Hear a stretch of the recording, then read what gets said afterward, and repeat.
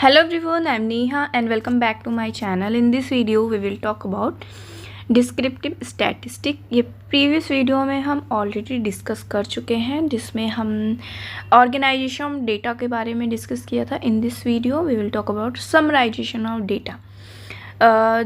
जब हम ऑर्गेनाइजेशन कर लेते हैं डेटा को with the help of tabulation and presentation in the form of graphical presentation, उसके बाद हमें कंपैरिजन करना पड़ता है टू और मोर सेट ऑफ सीरीज़ के बीच में। ठीक है, तो ये हम किसकी हेल्प से करते हैं? Summarization of data. तो किस तरीके से हमें समराइजेशन की जाती है उसी के बारे में हम डिस्कस करेंगे।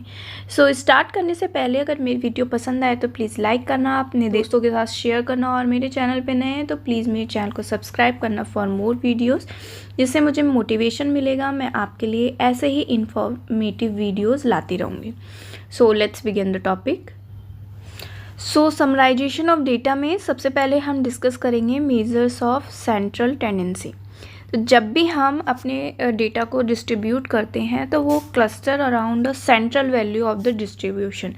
सेंट्रल वैल्यू के आसपास ही वो डिस्ट्रीब्यूशन होता है। ठीक है, ये जो टेंडेंसी होती है ये डिस्ट्रीब्यूशन की, ये सेंट्रल टेंडेंसी या फिर measures device to consider the tendency is known as measures of central tendency. कि जो भी हमने डेटा डिस्ट्रीब्यूट कर लिया है उसको हम सेंट्रल टेंडेंसी कहते हैं, और जब हम किसी डिवाइस के थ्रू मेज़र करते हैं तो उसे हम कहते हैं मेजर्स ऑफ सेंट्रल टेंडेंसी। ठीक है, तो ये जो मेजर ऑफ सेंट्रल टेंडेंसी है ये बहुत ही ज़्यादा यूज़फुल है अगर आपको डिस्ट्रीब्यूशन ऑफ स्कोर्स में एक्यूरेटली रिप्रेजेंट करना है। ठीक है, तो कॉमनली 3 टाइप्स के सेंट्रल ऑफ टेंडेंसी होती है। एक तो होता है मीन, सेकंड होता है मीडियन एंड थर्ड है mode. So one by one discuss करते हैं। मीन को अर्थमेटिक मीन भी कहा जाता है। तो बेसिकली ये बहुत ही most popular and widely used measure of central tendency है। ज़्यादातर इसी को यूज़ किया जाता है, ठीक है, स्टैटिस्टिक में। And whenever we refer to the average of data it means we are talking about this arithmetic mean. ठीक है, जब भी हम एवरेज ऑफ डेटा करते हैं तो इसका मतलब है कि हम अर्थमेटिक मीन की बात कर रहे हैं वहाँ पे। इसमें क्या होता है कि इस पॉइंट को मैं एग्जाम्पल फॉर्मूले के थ्रू समझाती हूँ। सिग्मा एक्स अपॉन एन, ये इसका क्या है? एक फॉर्मूला है। ठीक है, अनग्रुप्ड ग्रुप डेटा के बहुत सारे फॉर्मूले हैं जो हमने अभी प्रीवियस डिस्कस किया था, group data, ungroup data.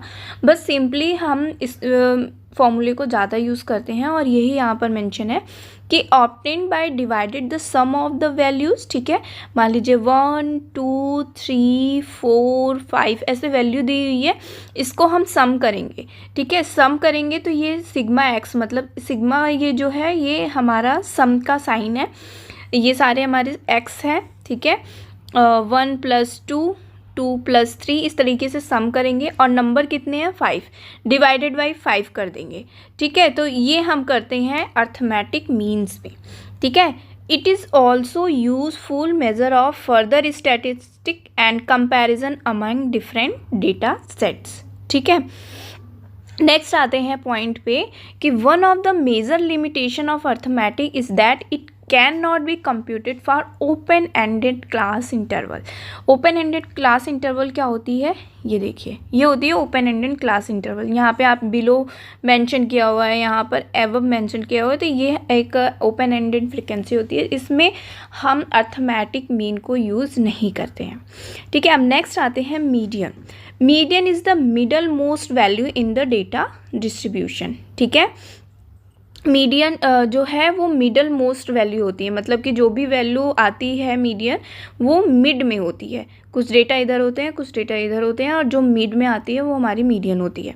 It is divided the distribution into 2 equal parts so that exactly 1/2 of the observation is below and 1/2 is above that point. जैसे कि मैंने बताया, मान लीजिए कि 7 वैल्यू है, 1 2 3 4 5 6 7, तो यहाँ पे आपका ये हो जाएगा मीडियन, और ये एबव पॉइंट वैल्यूज़ हो जाएंगी और ये बिलो पॉइंट वैल्यूज़ हो जाएंगी, और ये हमारा हो जाएगा मीडियन।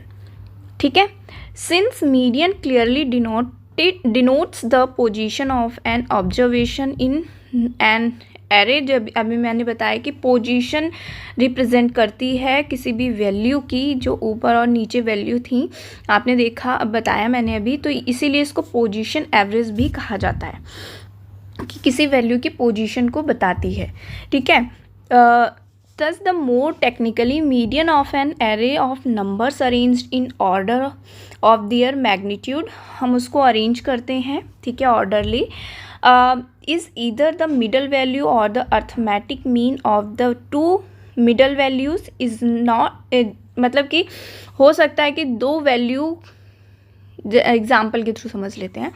मान लीजिए 1 2 3 4 5 6 7 एंड 8। अब मान लीजिए कि ये 3 हो गई और ये 3 हो गई, मिड में क्या आ रही है, दो वैल्यू आ रही हैं। अब इन दोनों के मिड की वैल्यू जो होगी वो हमारी मीडियन वैल्यू होगी। तो इसलिए कहा गया है कि जो या तो ये मिडल वैल्यू होगी या फिर arithmetic mean of the two middle values. ठीक है, या तो अभी हमने जब 7 वैल्यू ली थी तो सिर्फ 4 आ रहा था, लेकिन अब 8 वैल्यू हो गई है तो यहाँ पे दो वैल्यू मिडल हो गई हैं। अब इसको हम एक फॉर्मूला है जिसके थ्रू n+1/2, ठीक है, टर्म, इसको हम इसके थ्रू फॉर्मूला लगाएंगे और जो भी वैल्यू आएगी, मान लीजिए कि 4th वैल्यू आई, ठीक है, इसका आंसर 4th आया, तो दैट मीन्स कि ये जो 4 है वो मीडियन है। ठीक है, अगर 5th आया तो ये 5th वैल्यू आई, तो दैट मीन्स कि ये 5th वैल्यू क्या है, हमारी मीडियन है। ठीक है, ये जो बताता है ये ऑर्डर बताता है, ये फॉर्मूला के थ्रू कि कौन सा ऑर्डर है, 5th नंबर पे या 6th नंबर पे, 7th नंबर पे, इस तरीके से वो ये फॉर्मूला हमें हेल्प करता है मीडियन को फाइंड आउट करने में। ठीक है, अब आते हैं मोड जो है value distribution is the value in a distribution that correspondence to the maximum concentration of frequency. मान लीजिए कि वैल्यू है 1 2 2 3 4 6, यहाँ पर भी 6 कर लीजिए, फिर 6 कर लीजिए, तो 6 जो है वो बहुत बार रिपीट हुआ है, तो दैट मीन्स कि जो मोड होगा वो 6 होगा। ठीक है, it may be regarded as the most typical of a series value. Okay, in more simple words, mode is the point in the distribution comparison maximum frequency therein। जो भी maximum frequency है वो हमारा mode होता है in simple word में। और हम अगर जो basically यूज़ करते हैं जो फॉर्मूला है वो है mode equal to 3 median minus 2 median. इसके भी अनग्रुप्ड और ग्रुप डेटा के अलग अलग फॉर्मूले हैं, बट बेसिकली जो नॉर्मली यूज़ किया जाता है वो ये है। पहले हम इसमें मीडियन फाउंड करेंगे, मीन फाउंड करेंगे, और जो भी वैल्यू आएगी उसको पुट करके इनको इनटू करेंगे। मान लीजिए 2i मीडियन एंड -2 -3 मीन आ गया, तो इसको क्या करेंगे हम 6 - 6 इक्वल टू 0, मतलब मोड जो हुआ वो 0 हुआ। ठीक है, तो इस तरीके से हम फाइंड आउट करते हैं। अब आते हैं मेजर्स और डिस्पर्जन। डिस्पर्जन मीन्स ये होता है फैला हुआ, स्प्रेड। ठीक है, तो जो डेटा फैला हुआ है उसको मेज़र करते हैं हम। कुछ टाइप्स दिए हुए हैं जिसको बारे में हम डिस्कस करेंगे। जैसे कि यहाँ पे सेंट्रल पॉइंट है, सेंट्रल पॉइंट से कितनी दूर तक डेटा फैला हुआ है। आप देख रहे होगे कि इसमें 3 कर्व बने हुए हैं।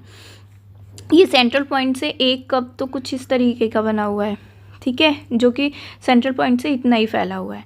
दूसरा इतना बना हुआ है, एंड तीसरा कुछ नीचे से ऐसे इस तरीके से बना हुआ है। ठीक है, तो ये दैट मीन्स ये शो करता है कि सेंट्रल पॉइंट से कितनी दूर तक डेटा जो है वो स्प्रेड है, डिस्पर्जन है। ठीक है, मेजर्स ऑफ डिस्पर्जन जो है वो 2 टाइप्स में होता है। एक तो absolute measure of dispersion and second होता है रिलेटिव मेजर ऑफ डिस्पर्जन। तो जो इग्नू का सिलेबस है उसमें सिर्फ एब्सोल्यूट मेजर ऑफ डिस्पर्जन है, तो सिर्फ हम उसी की बात करेंगे। ठीक है, तो मेज़र ऑफ डिस्पर्जन और also known as measure of variance, क्योंकि हम जब डेटा बहुत सारा फैला हुआ रहता है तो उसमें बहुत सारे वेरिएंस देखने को मिलते हैं, तो इसीलिए इसको मेज़र ऑफ वेरिएंस भी कहा जाता है। ठीक है, तो the most commonly use measures of dispersion are range, average, quartile deviation, variance and standard deviation. अब वन बाय वन इसको डिस्कस कर लेते हैं। रेंज को हम पहले ही डिस्कस कर चुके थे कि maximum value and minimum value जो भी डेटा में होती है उसके बीच का डिफरेंस हमारा क्या होता है, रेंज होता है। ठीक है, यहाँ पर आप ये एग्जांपल भी देख सकते हो, जो 9 है हमारी मैक्सिमम वैल्यू है एंड 3 है मिनिमम वैल्यू, तो इसको हमने माइनस कर दिया है, तो इस डेटा की हमारा रेंज फाइंड हो गया है 6। ठीक है, ओके। तो अब आते हैं एवरेज डेविएशन। एवरेज डेविएशन में ये देखा जाता है कि जो मिडल पॉइंट है उस how far on average all values are from the middle, कितने दूर है, कितना स्प्रेड हो रखी है जो वैल्यू है। ठीक है, इस एवरेज डेविएशन को एवरेज एब्सोल्यूट डेविएशन भी कहा जाता है। इसको हम इस पिक्चर्स के थ्रू देख लेते हैं। आप यहाँ पे देख सकते हैं डेटा दिया हुआ है। अब हम ये देख रहे हैं कि मीन से ये डेटा इधर कितनी दूर तक फैला हुआ है और इधर कितनी दूर तक फैला हुआ है। ठीक है, तो ये होता है एवरेज डेविएशन। अब नेक्स्ट आते हैं quartiles and quartile deviation. Basically the quartiles are value that divide a list of number into quarters. ठीक है, quartiles लिखा हुआ है तो that means कि जो वैल्यू है वो quarters में डिवाइडेड होगी। जो ये जो quartile deviation होती है ये half of the destination between the third and the first quartile। अब ये जो लाइन मैंने सेंटेंस रीड किया है ना, ये आप इसके जो फॉर्मूला है उससे देख सकते हो कि जो क्वार्टाइल डेविएशन है वो quartile 3 minus quartile 1 and half into deviation. ठीक है, तो ये हो गया हमारा क्वार्टाइल डेविएशन। ओके, अब वेरिएंस पे आते हैं। तो जो एवरेज होता है of square differences from the mean. ठीक है, जो मीन का डिफरेंस होता है उसको हम क्या करते हैं, स्क्वायर करते हैं। एग्जांपल के थ्रू समझ लेते हैं कि suppose we have the data set 3, 5, 8 and 1। ठीक है, तो हम इसको फाइंड करेंगे द पॉपुलेशन ऑफ वेरिएंस। तो सबसे पहले हम मीन फाइंड आउट करेंगे। मैंने क्या फॉर्मूला बताया था, सिग्मा एक्स अपॉन एन। तो हमने क्या किया कि पहले जो वैल्यू दी हुई थी उसको सम कर लिया एंड वैल्यू नंबर्स कितने थे, वैल्यूज़ के 4, तो 4 से डिवाइड कर दिया, तो हमारी मीन आ गई 4.25। फिर उसके बाद जो डेफिनीशन जो हमने देखी है उसके बेसिस पे ये जो 2 यहाँ पर लिखा हुआ है ना, ये हमारा स्क्वायर है। ठीक है, इस चीज़ का आप ध्यान रखना। ठीक है, तो 3 माइनस मीन स्क्वायर। ठीक है, 5 जो सेकंड वैल्यू है हमारी 5 माइनस मीन स्क्वायर। ठीक है, 8 माइनस मीन स्क्वायर। अब इसके इस ऐसे करके डिवाइडेड बाय कर दिया गया है पूरी डेटा को 4 से। ठीक है, तो हमारा जो वेरिएंस आ गया वो 6.68 हो गया। ठीक है, तो ये वेरिएंस होता है। अब आपको थोड़ा सा समझ में आ गया होगा, the average of the square differences from the mean. ठीक है, मीन जो भी वैल्यू है उसको हम क्या करते हैं, डिफरेंस करते हैं और उसका स्क्वायर करते हैं। ठीक है, ये हमारा वेरिएंस हो जाता है। अब आते हैं स्टैंडर्ड डेविएशन। तो जो स्टैंडर्ड डेविएशन होता है is a measure of how spread out numbers are. ठीक है, कितनी दूर तक नंबर आपका फैला हुआ है, डिस्ट्रीब्यूट हुआ है, लो है या हाई है। ठीक है, ये देखा जाता है स्टैंडर्ड डेविएशन में। और जब लो वैल्यू होती है तो उसमें ज़्यादा वेरिएंस देखने को मिलता है। तो जो स्टैंडर्ड डेविएशन है वो डिनोट कुछ इस तरीके से होता है, इसको सिग्मा कहते हैं, द ग्रीक लेटर सिग्मा। ठीक है, जो स्टैंडर्ड डेविएशन में जो सैंपल होता है उसको हम ओ से डिनोट करते हैं, पॉपुलेशन डिनोट करते हैं I say, and if all the score have or an identical value in a sample the standard deviation will be 0। अगर जो स्कोर है आपने फाइंड किया स्कोर को तो और उसका वैल्यू जो है 0 आ रहा है, दैट मीन्स कि जो भी आपने कैलकुलेशन की है उसमें कुछ ना कुछ एरर है। ठीक है, अब आते हैं स्क्वीनेस एंड कर्टिस पे। ये बहुत ही इम्पॉर्टेंट कैरेक्टरिस्टिक्स है ऑफ फ्रीक्वेंसी डिस्ट्रीब्यूशन में, और that provide useful information about it's nature. इसमें हम फर्स्ट स्क्वीनेस को देख लेते हैं। तो जो स्क्वीनेस नॉर्मल डिस्ट्रीब्यूशन होता है मीन मीडियन मोड का, वो सेंटर में होता है, ये नॉर्मल डिस्ट्रीब्यूशन है। एंड इस जो स्क्वीनेस होती है वो पॉजिटिव एंड नेगेटिव दो टाइप की होती है। उसी के बेसिस पे हमारा मीन मीडियन मोड भी क्या हो जाता है, इधर उधर शिफ्ट हो जाता है। ठीक है, आप यहाँ पर देख सकते हैं।